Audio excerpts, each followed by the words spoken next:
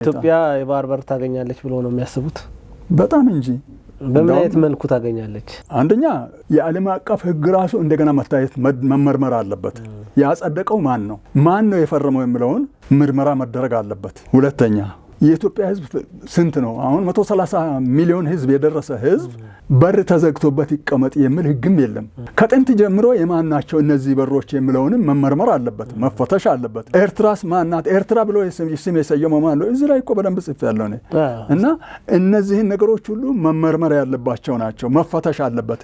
በዲፕሎማሲ በተለያዩ ሁኔታዎች ትክክለኛ ዳኝነት የሚሰጥ ቢሆን ኢትዮጵያ የባህር በሯ የሚዘጋበት ምንም ምክንያት የለም ነው የምለው እኔ።